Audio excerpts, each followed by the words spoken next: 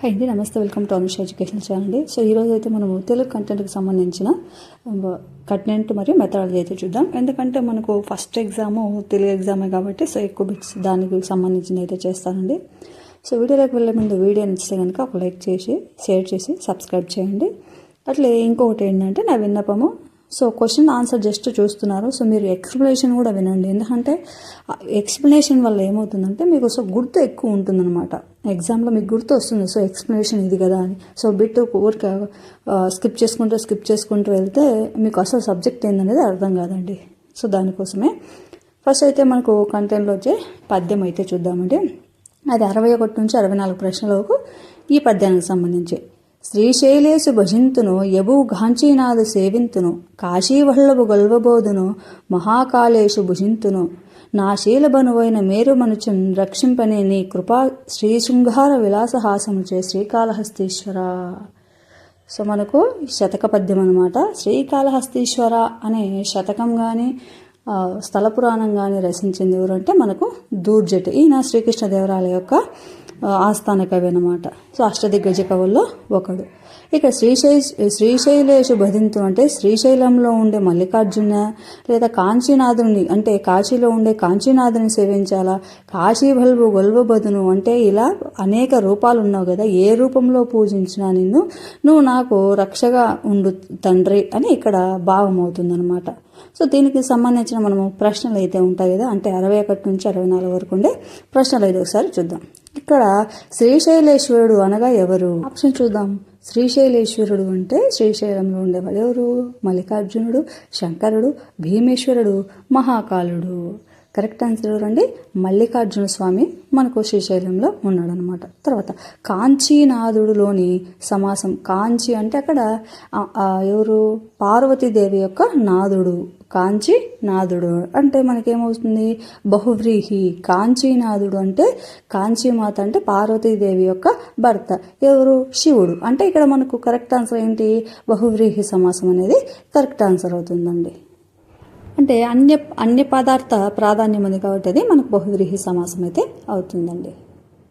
Next మహాకాలుడి దేవాలయం ఉన్న ప్రదేశం. అంటే మహాకాలుడుగా ప్రసిద్ధి చెందిన ఉజ్జయినిలోనే శివుడు అనమాట మహాకాలుడు అని పిలుస్తారు. తర్వాత ఈ పద్యంలోని కవి తన వ్యక్తిత్వాన్ని దేనితో పోల్చుకున్నాడు? 1 పాదరసం, 2 బంగారం, 3 అణువు, 4 మెరుపు. కరెక్ట్ ఆన్సర్ వచ్చేసి అణువు అనేది కరెక్ట్ అవుతుందండి. తర్వాత బహువ్రీహి సమాసానికి ఉదాహరణలు ఇందాక మనకు ఒక పదం ఇచ్చి దాని బహువ్రీహి సమాసం కరెక్ట్ అయింది. ఇక్కడ చూడండి, బహువ్రీహి సమాసం అంటే ఏంటి? అన్య పదార్థానికి ప్రాధాన్యం అయితే ఉంటుందన్నమాట. సో ఇక్కడ ఏంటి? చలి వెలుగు, అక్కన్య, వే వెలుగు, గట్టు వెలుతుడు, మోటబరి మరియు ముచ్చిచ్చు, ముప్పాతిక మరియు పాపరేట. కరెక్ట్ ఆన్సర్ వచ్చేసి వే వెలుగు, గట్టు వెలుతుడు అనేది మనకు కరెక్ట్ ఆన్సర్ అవుతుంది. తర్వాత వచ్చేసి క్రింది వాణిలో ఉపమానోత్తర పద కర్మధారయ సమాసము. అంటే ఉపమానం అనేది ఎక్కడ ఉండాలి? ఉత్తర పదంలో ఉంటేది ఉపమానోత్తర సమాసం అవుతుంది. సో ఈ సమాసాలు కర్మధారయ సమాసాలు ఏంటి? తత్పురుష సమాసాలు, విభక్తులు అనేది నేను ఒక వీడియో చేశాను, ఖచ్చితంగా చూడండి. మీకు మనకు సమాసాలు చూడండి, విభక్తుల మీద ఒకటి వస్తాయి, సమాసాల మీద కూడా దాదాపు 2 నుంచి 3 మార్కులకు వస్తాయని మనకు కంటెంట్లో, ఓన్లీ కంటెంట్. అట్లే మనకు లాంగ్వేజ్ ఉంటుంది కదా 30 మార్క్స్, అందులో కూడా ఒకటి వస్తుంది. కాబట్టి మీరు సమాసాలు అనేది మంచి టాపిక్ అండి, మనకు స్కోర్ తెచ్చుకునేది అది కానీ సందులు కానీ. సో ఇవన్నీ కూడా నేను గ్రామర్ పార్ట్లో అయితే బాగా వీడియో చేశాను, ఖచ్చితంగా చూడండి. ఇక్కడ చూడండి, క్రింది వానిలో ఉపమానోత్తర పద కర్మధారయ సమాసం ఏది? తనులత, లతాంగి, మేననగధీరుడు, వే వెలుగు. మనకి ఇక్కడ కరెక్ట్ ఆన్సర్ వచ్చేసి ఆప్షన్ 1 తనులత అంటే లత వంటి శరీరము కలది. మనకు పూర్వపదం తను, లత అనేది ఉత్తర పదం అవుతుంది. అంటే లత వంటి శరీరం కలిది, అప్పుడు ఏమవుతుంది? లత అనేది ఉత్తర పదం కదా, కాబట్టి ఇది ఉపమానోత్తర పద కర్మధారయ సమాసం అవుతుందండి. తర్వాత తమల ప్లస్ ఆకు, తమలపాకు. ఇందులో సంధి జరిగిన వైనం ఏమిటి? మనకు ఆప్షన్ చూస్తే నిత్యం, నిషేధం, వైకల్పికం, అన్య విధము. కరెక్ట్ ఆన్సర్ వచ్చేసి అన్య విధం. తర్వాత మా ప్రయత్నం పాఠ్యాంశం ఏ ప్రక్రియకు చెందినది? చెప్పానండి, మనకు 6th నుంచి 10th వరకు కంటెంట్ ఉండే వాళ్ళకి 6th నుంచి 10th వరకు ఉన్న టెక్స్ట్ బుక్స్ ఖచ్చితంగా చదవండి. కనీసం విషయ సూచిక ఇండెక్స్ అన్నా చదవండి. ఎందుకంటే కనీసం మనకు రచయితలు తెలుస్తారు, అదేవిధంగా ఇతివృత్తం ప్రక్రియలు అయితే ఖచ్చితంగా అడుగుతారండి, అందుకోసమని చదవాలి. సో ఇక్కడ మనకు మా ప్రయత్నం అనే దానికి ఆన్సర్ వచ్చేసి పీఠిక అనేది కరెక్ట్ ఆన్సర్. ఇతివృత్తం వచ్చేసి స్త్రీ సాధికారత అనేదండి. సో రచయితలు వచ్చేసి ఓల్గా, వసంత, కల్పన. తర్వాత వచ్చేసి మనకు భాగవతమున భక్తి, భారతమున యుక్తి, రామకథయే రక్తి ఓ కూనలమ్మ. ఇందులోని అలంకారం చూడండి, బాగా గమనించండి. భారతమున భక్తి, మనకు కామ ఉంది కాబట్టి భక్తి, భారతమున యుక్తి, రామకథయే రక్తి. సో భక్తి, యుక్తి, రక్తి అంటే ఎక్కడున్నాయి? పాదము చివర కానీ వాక్యం చివర కానీ మనకు ప్రాస కలిగి ఉంటుంది. ఏమవుతుందంటే అంత్యానుప్రాస అలంకారం అనేది అవుతుందండి. సో ఇవన్నీ కూడా మనకేమవుతాయి? శబ్దాలంకారాలు అన్నమాట. అనుప్రాస అలంకారంలో అంత్యాను, చేకాను, లాటాను, వృత్యానుప్రాస అలంకారం. తర్వాత శబ్దాలంకారాలు యమకాలంకారం, ముక్త పదగ్రస్తాలంకారం. తర్వాత అర్థాలంకారాలు అనేవి. మనకు అలంకారాల గురించి కూడా 1 నుంచి 2 బిట్లు అయితే ఖచ్చితంగా అడుగుతారు. సో దీని మీద కూడా నేను ఒక వీడియో చేశాను, ఖచ్చితంగా చూడండి. ఇక్కడ మన కరెక్ట్ ఆన్సర్ వచ్చేసి అంత్యానుప్రాస అలంకారం అవుతుంది. అదే వృత్యానుప్రాస అంటే ఒక హల్లు లేదా అంతకంటే ఎక్కువ హల్లులు పలుమార్లు ఆవృతమైట్లే అదే వృత్యానుప్రాస అలంకారం అవుతుంది అనమాట. చేకాను అయితే అర్థభేదం కలిగిన హల్లుల సముదాయం వెంటనే వస్తుంది. తర్వాత లాటానుప్రాస అంటే అర్థభేదం కాకుండా తాత్పర్య భేదం అనేది కలిగి ఉంటుంది. తర్వాత అరుణ్ చిత్రాలు గీసి ప్రదర్శనకు పెట్టాడు. ఇందులో ఉన్న అసమాపక క్రియ ఏమిటి? క్వార్థకమా, శత్రార్థకమా, తమ్మున్నర్థం, ఛేదార్థము. ఇక్కడ చూడండి, అరుణ్ చిత్రాలు గీసి ప్రదర్శనకు పెట్టాడు అంటే ఈ క్రియ అనేది పెట్టాడు అనేది పూర్తి అయిపోయింది కదా. పెడుతూ ఉన్నాడు, పెట్టబోతున్నాడు అనేది కాదు. పెట్టాడు అంటే పూర్తి అయిపోయింది. అంటే పూర్తి అయిపోయింది అంటే భూతకాలం అవుతుంది. సో భూతకాలాన్ని ఏమని పిలుస్తాం అనమాట? వార్ధకము అని పిలవడం జరుగుతుంది. సో ఇవన్నీ కాలక్రియలు అంటే ఖచ్చితంగా మనకు వార్ధకం, ఛేదార్థకం, శత్రార్థకం గురించి కూడా మనకు ఖచ్చితంగా డెఫినెట్ 100% అయితే నేను గ్యారెంటీ ఇస్తానండి. మనకు అది లాంగ్వేజ్ 30 మార్క్స్కు తెలుగు లాంగ్వేజ్ కానీ కంటెంట్లో కానీ మనకు వీటి మీద ప్రశ్నలు ఇస్తారు. ఖచ్చితంగా దీన్ని గమనించండి. ఇది కూడా నేను ఒక వీడియో అయితే చేశాను, చూడండి. తర్వాత ఉండనీడనిస్తే పండమంచం అడిగినట్లు అన్నది ఏమిటి? జాతీయమా, పదబంధము, సామెత, పొడుపు కథ. అంటే ఉండడానికి నీడనిస్తే పండడానికి మంచం అడిగినట్లు. సో ఇదేమవుతుందంటే మనకు సామెత అనేది కరెక్ట్ ఆన్సర్ అవుతుంది. తర్వాత నిర్ధారణ పంచమికి కలిగే ప్రత్యయం ఏమిటి? ఇక్కడ పంచమి అంటే పంచమి విభక్తి అనగానే మనకు గుర్తొచ్చి ఏంటంటే వలనన్ కంటెన్ బట్టి. సో వలనన్ కంటెన్ కాబట్టి ఇక్కడ కొరకొన్, చేతన్, కంటే, వలనన్ వచ్చింది కాబట్టి ఆప్షన్ 3 అనేది కరెక్ట్ ఆన్సర్ అవుతుంది. తర్వాత నీతిశాస్త్ర ముక్తావళి గ్రంథకర్త ఎవరు? 1 గౌరణ, 2 బద్దెన, 3 ఏనుక లక్ష్మణ్ కవి, 4 వేములవాడ భీమ కవి. ఇక్కడ నీతిశాస్త్ర ముక్తావళి అనగానే మనకు గుర్తు రావాలి బద్దెన అనేది కరెక్ట్ ఆన్సర్. ఈ గ్రంథంలోనే మనకు సుమతి శతకం అనేది రచించింది కూడా మనకు బద్దెన గారేనండి, గుర్తుంచుకోగలరు. తర్వాత ఒక సూర్యగణం, 2 ఇంద్రగణాలు, మరలా 2 సూర్యగణాలు ప్రతిపాదంలోనూ వరుసగా వచ్చే పద్యం ఏమిటి? ఆటవిలది, తీటగీతి, కందం, ద్విపద. సో ఇక్కడ మనకు ఛందస్సు అనగానే ఛందస్సు మనకు 3 రకాలండి. వృత్త పద్యాలు, జాతి పద్యాలు, ఉపజాతి పద్యాలు అనేవి ఉంటాయి. సో ఇవి ఖచ్చితంగా మనం తెలుసుకోవాలి. ఒకవేళ అడుగుతూ కింద దాంట్లో జాతి పద్యానికి సంబంధించిన కానీ ఇట్లా కూడా అడుగుతారు. సో అవి ఏంటనేది కూడా నేను షార్ట్కట్లో ఎలా తెలుసుకోవాలనేది కూడా ఒక వీడియో చేశాను, చూడండి. మనకు కరెక్ట్ ఆన్సర్ వచ్చేసి తేటగీతి అండి. సో తేటగీతిని ఎలా పిలుస్తారంటే సూర్యుడొక్కడుండు సురరాజులిద్దరు దినకర ద్వయంబు తేటగీతి. సూర్యుడొక్కడుండు సురరాజులు అంటే సురులు అంటే దేవతలకు రాజుడు ఎవరు? ఇంద్రుడు. దినకరుడు అంటే సూర్యుడు అనమాట. సో అట్లా ఈజీగా గుర్తుపెట్టుకోవచ్చు. తర్వాత సర్వేశ్వర శతక కర్త ఎవరు? 1 దూర్జటి, 2 ఎలకూచి బాల సరస్వతి, 3 యథావాక్కుల అన్నమయ్య, 4 అన్నమయ్య. సర్వేశ్వర శతక కర్త వచ్చేసి మనకు యథావాక్కుల అన్నమయ్య అనేది కరెక్ట్ ఆన్సర్ అవుతుందండి. తర్వాత ఉత్పలమాలలో మొదటి గురువును 2 లఘువులుగా మార్చితే ఏర్పడే పద్యము. సో ఉత్పలమాల అనగానే మనకు భరణబరవ అనే గణాలు వస్తాయి. అంటే భాగనం అంటానే ఒక గురువు 2 లఘువులు వస్తాయండి. సో అక్కడ గురువును లఘువుగా మారుస్తే ఏమవుతాయంటే 3 లఘువులు అవుతాయి. అట్లా 3 లఘువులు అయినాయి అంటే మనకేమని నాగనం వస్తుంది. నాగనం దేనికి వస్తుంది? నజ, భజ, జజర అనే గణాలు మనకు చంపకమాలకు వస్తాయి. అంటే మనకు కరెక్ట్ ఆన్సర్ వచ్చేసి ఆప్షన్ 1 అనేది కరెక్ట్. తర్వాత ధ్యానం, వాంఛ, వాక్కు, బుద్ధి నానార్థాలు గల పదం ఏమిటి? 1 రసము, 2 యాగము, 3 భోగము, 4 యోగము. ఇక్కడ కరెక్ట్ ఆన్సర్ వచ్చేసి యోగం. ధ్యానం, వాంఛ, వాక్కు, బుద్ధి అనేది యోగం అనే పదానికి నానార్థాలు అనమాట. తర్వాత కొంగు పసిడి జాతీయాన్ని ఏ అర్థంలో వాడతారు? 1 కొంగులో ఉన్న పసిడి, 2 అందుబాటు కాని పసిడి, 3 అందే పసిడి, 4 ఎక్కువ అందుబాటులో ఉండే పసిడి. కొంగు పసిడి అనే జాతీయానికి అర్థం ఏంటంటే ఎక్కువ అందుబాటులో ఉండే పసిడి అని, ఎక్కువ అందుబాటులో ఉండేది అనేది మనకు కరెక్ట్ ఆన్సర్ అవుతుందండి. తర్వాత ప్రథమ మీది పరుషములకు గజడదవలు బహుళమగును అంటే ఇది గసడదవ దేశ సంధి అవుతుంది. సూత్రం వర్తించే సంధి ఏమిటి అంటే ఈ గసడదవలు అనేది ఏ పదానికి మనకు ఈ సంధికి వర్తిస్తాయి అన్నమాట. ఆహారార్థమా, విహగోత్తముడు, బాధసేయు ఇట్లనియే.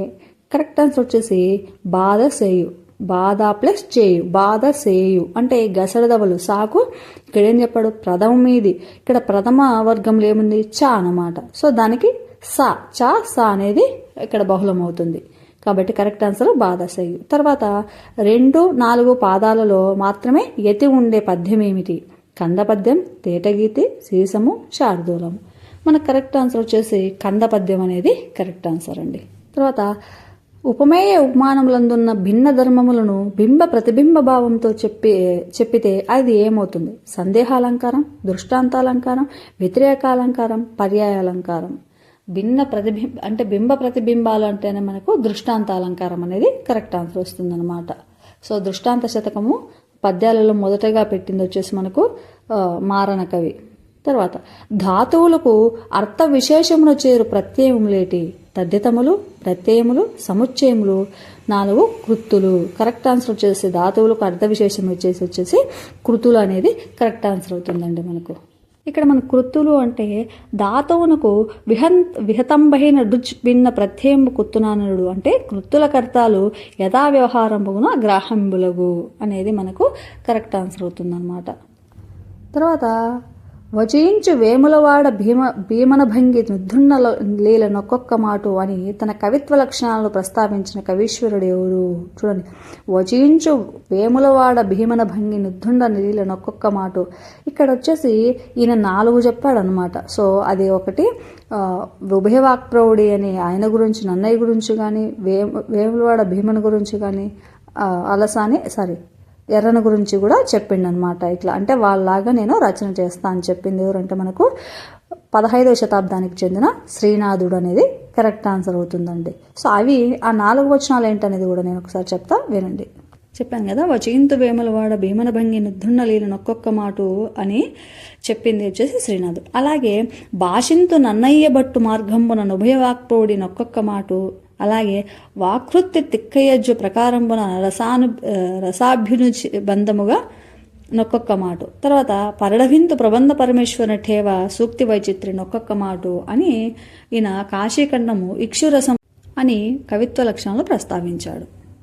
తర్వాత కవిత్రయం ఏ సమాసం? షష్ఠీ తత్పురుష సమాసం, ద్విగు సమాసం, విశేషణ పూర్వపద కర్మ సమాసం, 4 బహువ్రీహి సమాసం.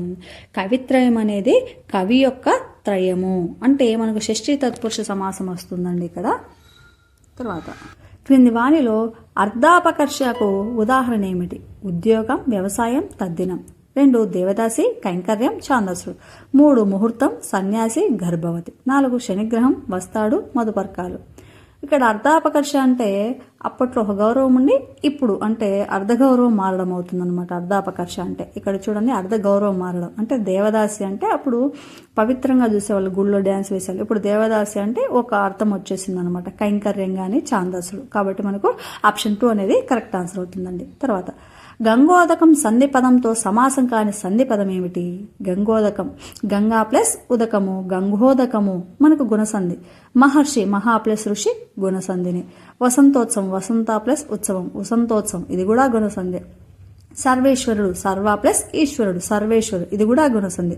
సో ఇక్కడ అక్షౌహిణి, అక్షౌహిణి ఇక్కడ అక్షౌహిణి అనేది ఏమవుతుందంటే వృద్ధి సంధి అవుతుంది. మిగతా 3 కూడా మనకు గుణి సంధి అవుతుంది. కాబట్టి ఇక్కడ అక్షౌహిణి అనేది మనకు కరెక్ట్ ఆన్సర్ అవుతుందండి.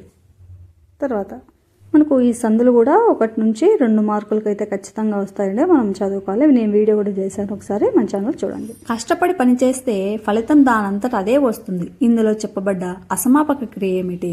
క్వార్థకము, శత్రార్థకము, ఛేదార్థకము, తమ్మున్నార్థకము. కష్టపడి పని చేస్తే అంటే ఏ ప్రత్యయం ఎందుకు దేనికి వస్తుంది, చేస్తే, తింటే మనకు అంటే భవిష్యత్తు గురించి తెలియజేస్తుంది. కాబట్టి భవిష్యత్తు అనగానే మనకు ఛేదార్థకం అనేది గుర్తు రావాలండి. సో ఇక్కడ క్వార్థకం, శత్రార్థకం, ఛేదార్థకం వీటి అసమాపక క్రియ భేదాలు అంటారు. సో వీటి గురించి నేను ఒక వీడియో చేసి మన ఛానల్లో ఉందండి, ఒకసారి చూడండి. ఖచ్చితంగా మనకు 1 నుంచి 2 మార్కులు లేదా 3 మార్కులు కూడా అడిగే అవకాశం ఉందన్నమాట. తర్వాత వచ్చేసి ఓ గంగా పాపాత్మలను సైతం స్వర్గానికి చేరుస్తావు. ఇందులో ఉన్న అలంకారం ఏమిటి? సారాలంకారం, వ్యాజస్థుతి, భ్రాంతిమద అలంకారం, విభావన అలంకారము. సో చూడండి, ఇక్కడ ఓ గంగా పాపాత్మలను సైతం స్వర్గానికి చేరుస్తావు అనేది మనకు వ్యాజస్థుతి అనమాట. వ్యాజస్థుతి అంటే ఏంటంటే నిందిస్తూ స్తుతించడము లేదా స్తుతిస్తూ నిందించడము అనేది వ్యాజస్థుతి అలంకారం అనమాట. తర్వాత గ్రీష్మ ఋతువు ఏ సంధి? గుణసంధి, సవర్ణ దీర్ఘ సంధి, యనాదేశ సంధి, గసర్దవదేశ సంధి. గ్రీష్మ ఋతువు, గ్రీష్మ ప్లస్ ఋతువు అనేది మనకు గుణసంధి అనేది కరెక్ట్ అవుతుందండి. తర్వాత వచ్చేసి కొందరికి 2 కాళ్ళు, రిక్షా వాళ్ళకు 3 కాళ్ళు, ఉన్న వాళ్ళకు 4 కాళ్ళు. ఇందులోని శబ్దాలంకారం ఏమిటి? యమకాలంకారం, చేకానుప్రాసాలంకారం, వృత్యానుప్రాసాలంకారం, ముక్త పదగ్రస్తాలంకారం. సో ఇవన్నీ కూడా శబ్దాలంకారం. మనకు శబ్దాలంకారాలు వచ్చేసి 3 రకాలు అండి. అవి ఏంటంటే అంత్యానుప్రాసాలంకారం, యమకము, ముక్త పదగ్రస్తాలంకారం. సో అలంకారాలు అనేది కూడా మనకు చాలా చాలా ఇంపార్టెంట్ టాపిక్ అండి. సో ఇది కూడా మన ఛానల్లో పెట్టాను, ఒకసారి చూడండి. ఇక్కడ కొందరికి కాళ్ళు అంటే చూడండి, కాళ్ళు అంటే ఒక హళ్ళు ఒకసారి కంటే ఎక్కువ మార్లు ఆవృతం అవుతుంది. ఏమవుతుందంటే మనకు వృత్యానుప్రాస అలంకారం అనేది అవుతుందండి. తర్వాత సాగరము వ్యుత్పత్తార్థాన్ని తెలపండి. ఆప్షన్ చూస్తే సగరపుత్రుల చేత రవ్వబడినది, సగరపుత్రుల చేత కనుగొనబడింది, సగరపుత్రుల చేత కొలవబడినది, సగరపుత్రుల చేత కొని తేబడినది. కరెక్ట్ ఆన్సర్ వచ్చేసి సగరపుత్రుల చేత త్రవ్వబడినది సాగరము, సముద్రము అనేది కరెక్ట్ ఆన్సర్ అండి. తర్వాత విద్య చేత వినయము, వినయం వలన సంపద, సంపద వలన త్యాగము, త్యాగం వలన కీర్తి కలుగుడు. ఈ వాక్యం ఏ అలంకారానికి ఉదాహరణ? విభావనాలంకారం, క్రమాలంకారం, 3 కారణమాలంకారం, 4 ఉత్తరాలంకారము. సో ఇవన్నీ కూడా అలంకారాలు అంటే ఊరికి 2 కాదండి, చాలా ఉన్నాయి. సో ఇవి కూడా మనకు తప్పనిసరి ఒక వీడియో అయితే చేస్తా, ఖచ్చితంగా చూడండి. ఇక్కడ కరెక్ట్ ఆన్సర్ వచ్చేసి కారణమాలంకారం అనేది కరెక్ట్. అంటే ఇక్కడ చూడండి, వినయము దేని చేత వస్తుంది? విద్య చేత. అంటే ఇక్కడ ఒక కారణం ఉంటుందన్నమాట. ఈ అలంకారంలో ఒక కారణం ఒకదానికి. వినయము దేని వలన వస్తుంది? విద్య చేత. అంటే విద్య అనేది ఒక కారణము. ఇక్కడ సంపద, వినయం వలన సంపద, సంపదకు కారణం వినయము. సో అర్థం అనమాట, కారణం చేత వస్తే కారణమాలంకారం. తర్వాత రాత్రి యొక్క అర్ధభాగం, అర్ధరాత్రి ఏ సమాసము?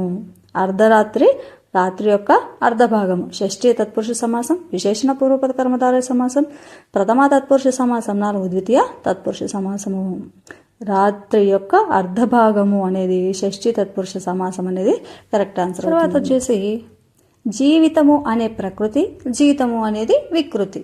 మారడంలో జరిగింది ఏమిటి అంటే జీవితము అనే ప్రకృతి జీవితముగా మారడానికి కారణమైంది వర్ణలోపము, వర్ణ వ్యత్యయము, వర్ణాదేశము, వర్ణ ఆగమము. సో ఇక్కడ వర్ణ ఆదేశము కాదు, వర్ణ ఆగమము కాదు, వర్ణ వ్యత్యయము కాదు. ఇక్కడ ఏంటి? వర్ణ లోపం అనమాట. అంటే లోపించింది వర్ణం, ఒక అక్షరం అనేది అక్కడ వి అనేది లోపించింది. జీవితము, జీతము. కరెక్ట్ ఆన్సర్ వచ్చేసి మనకు వర్ణలోపం అండి. తర్వాత చెరబండరాజు అసలు పేరేమిటి? రోద్ద నరసింహారాలు, తర్వాత బద్దం భాస్కర్ రెడ్డి, నిఖిలేశ్వరరావు, నగ్నముని. కరెక్ట్ ఆన్సర్ వచ్చేసి బద్దం భాస్కర్ రెడ్డి. వీళ్ళంతా దిగంబర కవులు అండి. వీళ్ళలో నిఖిలేశ్వర్ కానీ నగ్నముని కానీ. సో దిగంబర కవులు కూడా తెలుసుకోవాలి మనము. తర్వాత వచ్చేసి దేహం పంచభూతాలతో నిర్మించబడింది. ఈ వాక్యం ఏంటి? కర్తరి వాక్యమా, కర్మణీ వాక్యమా, ప్రత్యక్ష వాక్యమా, ఆత్మార్థక వాక్యమా? కర్తరి వాక్యం అంటే కర్త ప్రధానంగా ఉంటుంది. ఇక్కడ కర్మణీ వాక్యం అంటే కర్మ ప్రధానంగా. సో ఇక్కడ చూడండి, దేహం పంచభూతాలతో నిర్మింపబడింది. బడింది అంటేనే మనకు కర్మణీ వాక్యం అనేది గుర్తు రావాలండి. సో కర్తరి వాక్యం అంటే ఏందో కర్మణీ వాక్యం అని తెలుసుకోవాలి. తర్వాత కృష్ణ ఉద్యోగం చేసుకుంటూ చదువుకుంటున్నాడు. ఇది ఏమిటి? సంశిష్ట వాక్యమా, సంయుక్త వాక్యమా, లేదా అభ్యర్థక వాక్యమా, ఛేదార్థక వాక్యమా?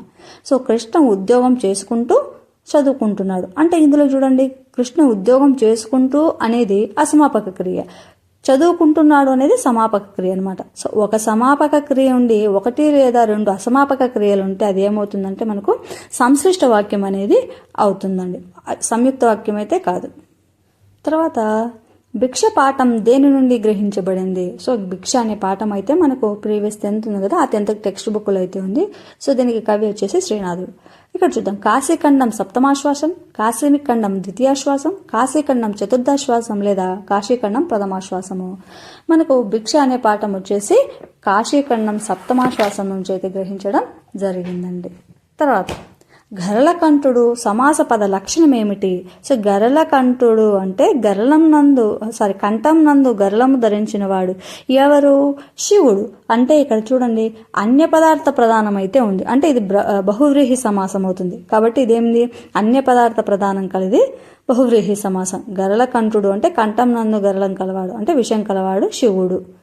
తర్వాత ముక్కన్ను, ముక్కంటి, నేలతాల్పు ఈ పదాలు వర్తించే సమాసాలు ఏమిటి? ద్విగు బహువ్రీహి ద్వితీయ తత్పురుష, 2 బహుళవ్రీహి ద్విగు ద్వితీయ తత్పురుష, 3 ద్వితీయ తత్పురుష బహువ్రీహి ద్విగు ఏది కాదు. సో ఇక్కడ చూడండి, మనకు ముక్కన్ను అంటే 3 కన్నుల కలవాడు, అంటే ఇక్కడ 3 సంఖ్య లేదా అంకె వస్తే ఏమవుతుంది? ద్విగు సమాసం అవుతుంది. ముక్కంటి అంటే 3 కన్నుల కలవాడు శివుడు, అంటే అన్య పదార్థ ప్రాధాన్యం ఉంది కాబట్టి బహువ్రీహి. నేల తాల్పు, ఇక్కడ ఏమవుతుంది? నేలను తాల్పు, అక్కడ ఏమవుతుంది? నీ వచ్చిందనమాట. నీ అంటే నిన్ను నన్ను గూర్చి, అంటే మనకి ఏమవుతుంది? ద్వితీయ తత్పురుష సమాసం అవుతుంది. కాబట్టి మనకు ఆప్షన్ 1 అనేది కరెక్ట్, అంటే ద్విగు బహువ్రీహి ద్వితీయ సమాసం వరుసగా ఇవి కరెక్ట్ ఆన్సర్ అవుతుంది. తర్వాత సబ్బు ఏ భాషా పదము? ఉర్దూ పదము, డచ్ పదము, పోర్చుగీసు, ఆంగ్లము. సబ్బు అనేది పోర్చుగీస్ పదము అనేది కరెక్ట్ అవుతుందండి. తర్వాత కృష్ణైకాదశి ఏ సంధి? 1 గుణసంధి, 2 వృద్ధి సంధి, 3 విసర్గ సంధి, 4 యనాదేశ సంధి. కృష్ణ ప్లస్ ఏకాదశి కృష్ణైకాదశి. సంధి వచ్చేసి మనకు వృద్ధి సంధి అనేది కరెక్ట్, అంటే ఆప్షన్ 2 కరెక్ట్. సూత్రం వచ్చేసి అకారమునకు ఏ ఐలు పరమైనప్పుడు ఐకారము, ఓ అవులు పరమైనప్పుడు ఔకారము అనేది ఏకాదేశం అవుతుంది. సో ఇక్కడ ఔలు అనేటి ఏమవుతాయంటే వృద్ధులు అనేవి అవుతాయి అన్నమాట. తర్వాత రామేశ్వర మహత్యం, విశ్వామిత్ర చరిత్రం, గంగా మహత్యం గ్రంథ రచయిత ఎవరు? 1 ఏనుగు లక్ష్మణ కవి, 2 దూర్జటి, 3 బద్దెన, 4 పక్కి వెంకట నరసింహ కవి. కరెక్ట్ ఆన్సర్ వచ్చేసి ఏనుగు లక్ష్మణ కవి అనేది కరెక్ట్ ఆన్సర్ అండి.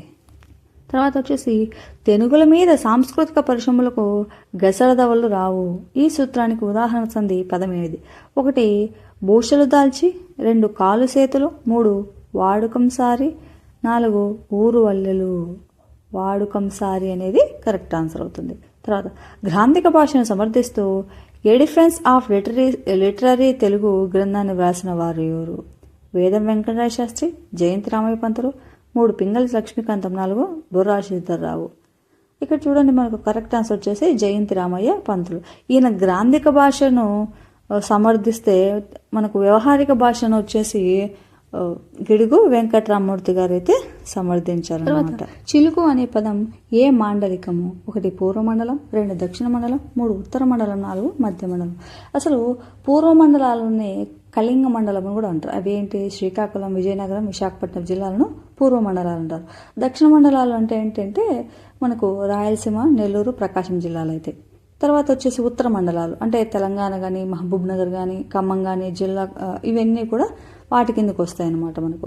తర్వాత మధ్య మండలం అంటే ఈ ఉభయ గోదావరి జిల్లాలు ఏతున్నాయి అవి కానీ, గుంటూరు కానీ, కృష్ణా జిల్లాలు. సో ఇవన్నీ కూడా మాండలికాలు.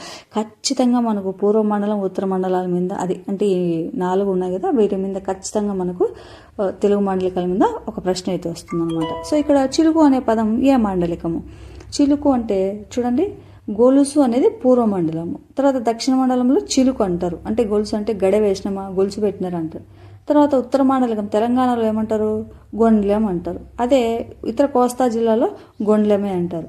మన రాయలసీమలో ఏమని చూస్తాం? చిలుకు వేసినామా అంటే డోర్ లాక్ చేయడానికి చిలుకు పెట్టినామా అంటాం. సో కరెక్ట్ ఆన్సర్ వచ్చేసి దక్షిణ మండలం. తర్వాత నిర్దోషం గుణాలంకారం, వివృతమత్ వాక్యం కావ్యం అన్న అలంకారికుడెవరు? గుణాలంకారం భోజుడు, కేశవమిత్రుడు, పీయూషవర్ధనుడు, 4 జయదేవుడు. నిర్దోషం గుణాలంకారం గురించి చెప్పింది వచ్చేసి మనకు భోజుడు అన్నమాట.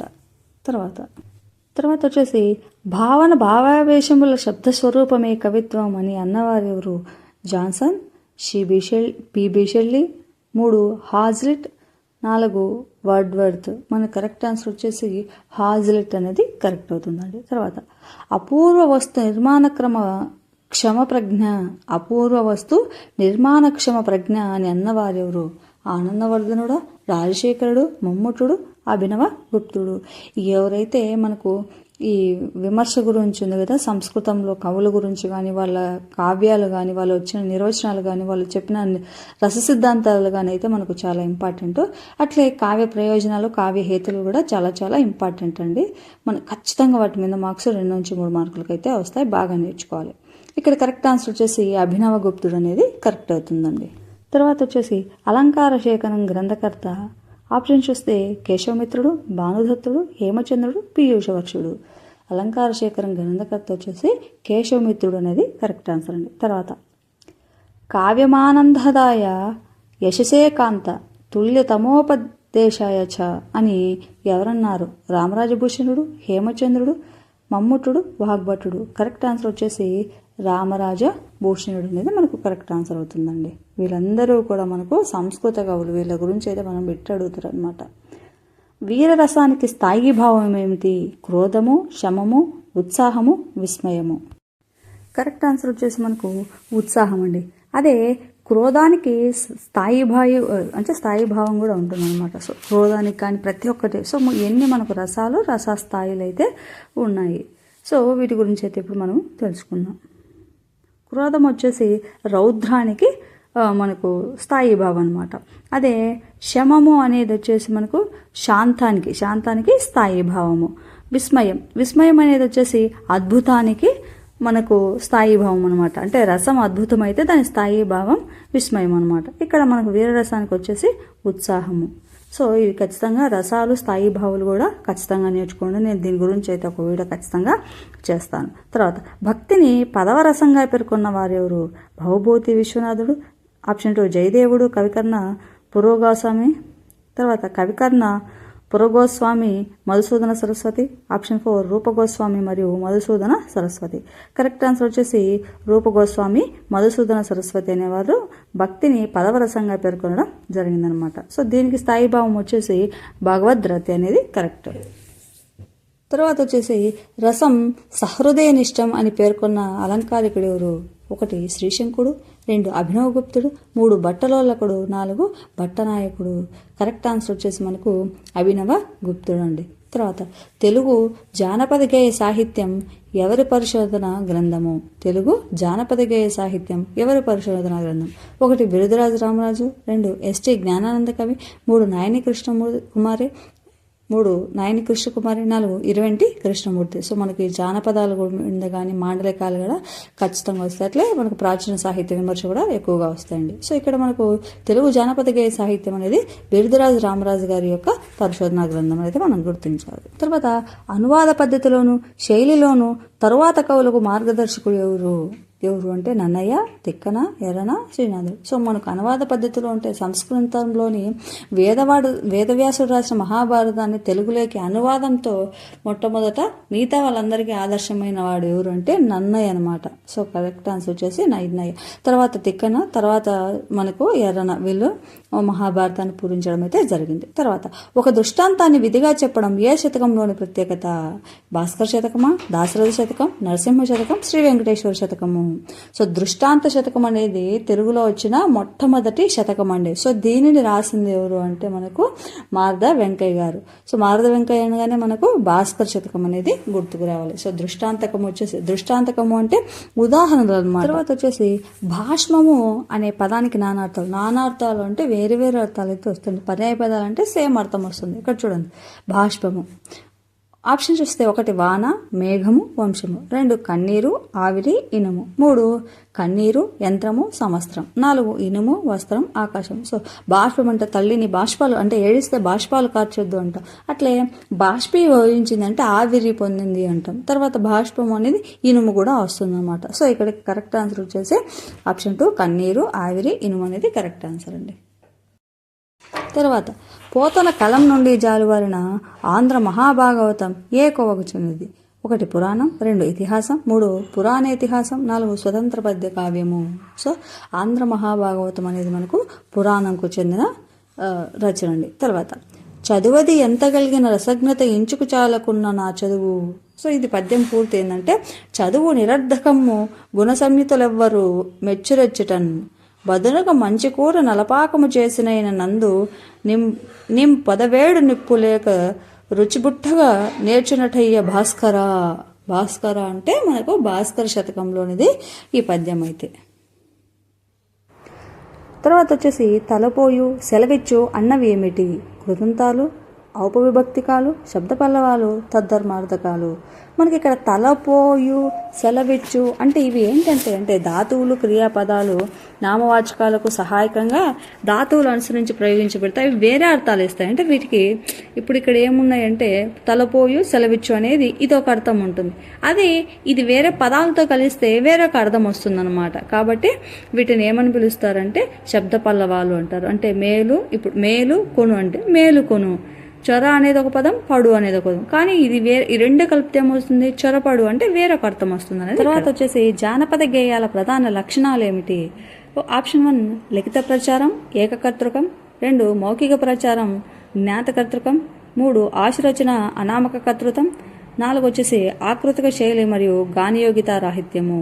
సో జానపదాలన్నిటన్నీ కూడా అంటే ఎట్లా అంటే ఆశురచనలు అనమాట. అంటే ఆశువుగా చెప్పబడి ఉంటావు కదా అవి. ఆ తర్వాత అనామక కర్తృత్వం అంటే ఎవరు ఈ పాట పాడారు లేదా ఎవరు ఇది సామెత చెప్పారు అనేది ఏమి ఉండదు అనమాట. కాబట్టి మనకు థర్డ్ ఆన్సర్ కరెక్ట్. తర్వాత నెక్స్ట్ చూద్దాం. భావకవిత్వాన్ని దేవులపల్లి కృష్ణశాస్త్రి ఏమని సంబోధించారు? అభినవ కవిత, 2 కాల్పనికవాద కవిత, 3 ఆత్మశ్రేయ కవిత్వము, 4 నవ్య కవిత్వము. కరెక్ట్ ఆన్సర్ వచ్చేసి కాల్పనిక వాద కవిత్వం. తర్వాత ఉద్యమం నెలబాలుడు అన్న విప్లవ కవితా సంపుటి ఎవరిది? వరవరరావు, సుబ్బారావు పాణిగ్రాహి, 3 శివసాగర్, 4 గద్దర్. కరెక్ట్ ఆన్సర్ వచ్చేసి శివసాగర్ అండి. తర్వాత వచ్చేసి పద్య రూపంలో ఉన్న నవలా ప్రబంధం ఏది? 1 వసుచరిత్ర, 2 మనుచరిత్ర, 3 కళాపూర్ణోదయము, 4 ఆముక్తమాల్యద. సో ఇక్కడ పద్య రూపంలో ఉన్న నవలా ప్రబంధం ఏదంటే కళాపూర్ణోదయం అనమాట. సో ఇదే అనమాట. సో అప్పట్లో ఊహాత్మకంగా రాసిందనమాట. సో ఆయన ఎక్కడి నుంచి గ్రహించుకోకుండా రాసింది. తర్వాత శ్లేష కవితా చమత్కృతి ఎవరి కవితా గుణము?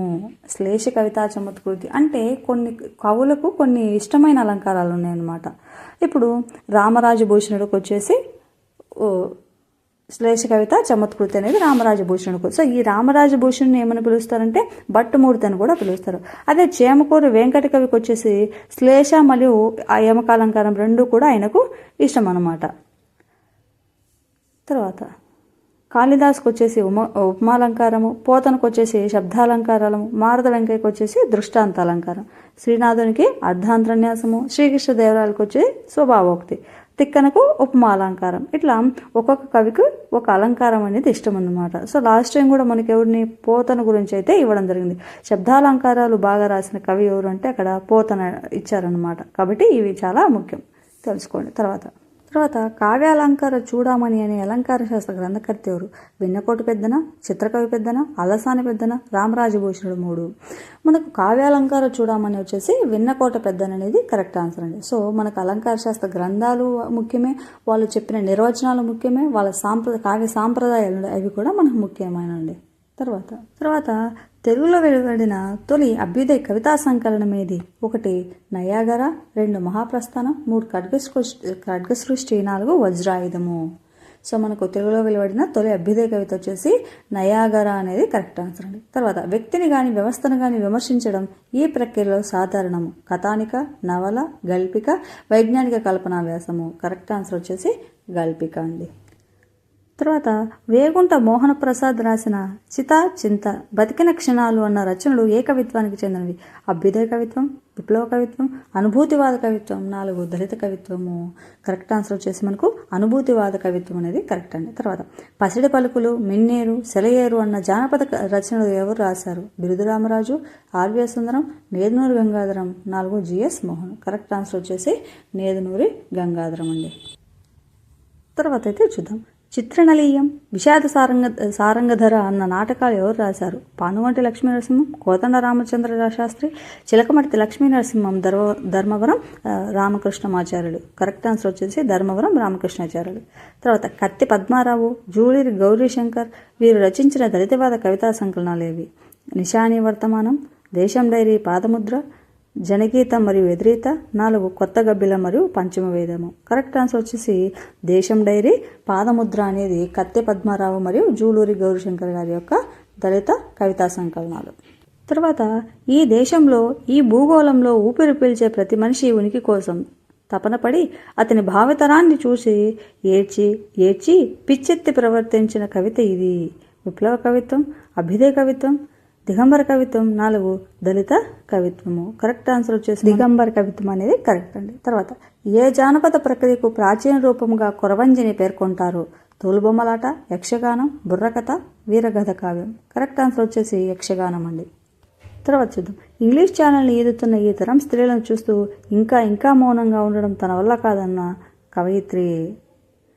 1 తెన్నేటి సుధ గారు, 2 Vimala, 3 Kondepudi Nirmala, 4 Shajahana. Correct answer option 4 Shajahana అనేది కరెక్ట్ అండి. తర్వాత విద్యా సాంకేతిక శాస్త్రం విద్యా బోధనకు అందించిన వరం ఏమిటి? 1 భాషా ప్రయోగశాల, 2 tape recorder, 3 television, 4 radio. Correct answer వచ్చేసి భాషా ప్రయోగశాల అనేది కరెక్ట్ అవుతుందండి. తర్వాత విద్యార్థుల సమాధాన పత్రాలను ఎవరు దిద్దినా ఒకే విధమైన మార్కులు రావాలన్నది మూల్యాంకన లక్షణాలలో 1 విశ్వసనీయత, 2 ప్రామాణికత, 3 వ్యాకరణుకూలత, 4 విషయనిష్టత. కరెక్ట్ ఆన్సర్ వచ్చేసి విశ్వసనీయత అనేది కరెక్ట్ అండి. తర్వాత నిగూఢార్థము కనుగొనుట, సూచనలను అనుసరించుటను స్పష్టీకరణాలు గల బోధనా లక్ష్యం ఏది? 1 సంస్కృతి సంప్రదాయాలు, 2 అవగాహన, 3 రసానుభూతి, 4 భాషాభిరుచి. మన కరెక్ట్ ఆన్సర్ వచ్చేసి అవగాహన అనేది కరెక్ట్ అవుతుందండి. తర్వాత చూద్దాం. ధ్వని, శైలి, రసం, అలంకారాలు, ఛందస్సమున్నగు అంశాలతో కూడిన జ్ఞానరాశి ఏది? సాహిత్య జ్ఞానమా, విషయ జ్ఞానము, భాషా జ్ఞానము, సామాజిక జ్ఞానము.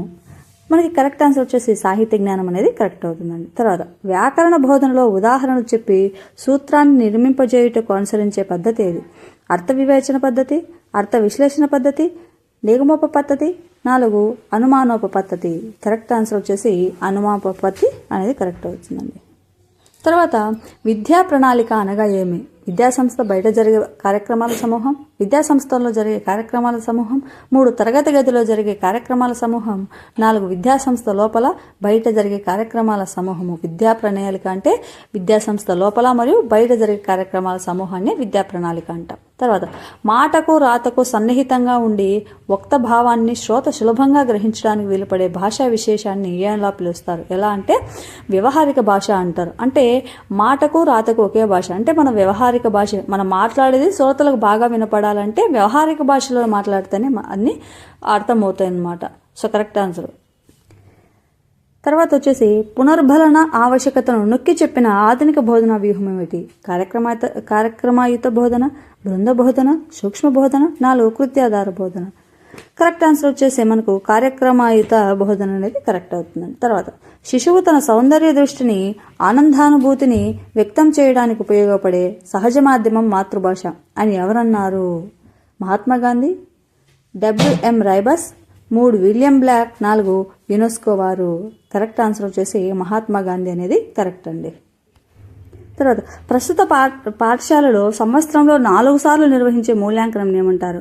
సమగ్ర మూల్యాంకనం, నిరంతర సమగ్ర మూల్యాంకనం, నిర్మాణాత్మక మూల్యాంకనం, 4 సంగ్రహణాత్మక మూల్యాంకనము. మన కరెక్ట్ ఆన్సర్ వచ్చేసి నిర్మాణాత్మక మూల్యాంకనం అనేది కరెక్ట్ అవుతుందండి. తర్వాత స్వాభావిక పరిస్థితుల్లో నిర్వహించబడే సమస్య పరిష్కార పద్ధతిని ప్రాజెక్టు పద్ధతి అని అన్నవారెవరు? ఆప్షన్ చూస్తే స్టీవెన్సన్ జై అనేది కరెక్ట్ ఆన్సర్ అండి. తర్వాత స్వేచ్ఛ, జ్ఞానేంద్రియ శిక్షణ, స్వయం వికాసం అనేవి ఈ విధానం యొక్క ప్రధాన అంశాలు. 1 మాంటిసోర్స్ పద్ధతి, 2 క్రీడా పద్ధతి, 3 డాల్టన్ పద్ధతి, 4 పైవన్నీ. కరెక్ట్ ఆన్సర్ వచ్చేసి మాంటిసోర్స్ పద్ధతి అనేది కరెక్ట్ అవుతుందండి. తర్వాత కొందరు పిల్లలు ప్రారంభించడంలో స్పష్టంగా వినబడేటట్లు ప్రారంభించి చివరి పదాలు సరిగా వినపడకుండా మాట్లాడతారు. ఇది ఏ రకమైన ఉచ్చారణ దోషం? వేగోచ్చరణ 2 సమవేగ రాహిత్యం 3 సమస్వర రాహిత్యము 4 ధారాళంగా మాట్లాడలేకపోవడము. కరెక్ట్ ఆన్సర్ వచ్చేసి ధారాళంగా మాట్లాడలేకపోవడం. తర్వాత మూల్యాంకనం దీనిపై ఆధారపడి ఉంటుంది. లక్ష్యాలు, అభ్యసనానుభవాలు, ఉపకరణాలు. కరెక్ట్ ఆన్సర్ వచ్చేసి పైవన్నీ కూడా కరెక్టేనండి. సో వీడియో నచ్చితే కనుక ఖచ్చితంగా ఒక లైక్ చేయండి. అదేవిధంగా ఉపయోగపడితే మీ ఫ్రెండ్స్కి షేర్ చేసి సబ్స్క్రైబ్ చేసి పక్కన బెల్ ఐకాన్ క్లిక్ చేయండి. సో ఇలా బోధనోపకరణాలకు, బోధనా పద్ధతులకు సంబంధించిన మెథడాలజీ అన్ని కూడా మన ఛానల్ వీడియోల రూపంలో చేయడం జరిగింది. నచ్చితే ఖచ్చితంగా చూడండి. Thank you for watching.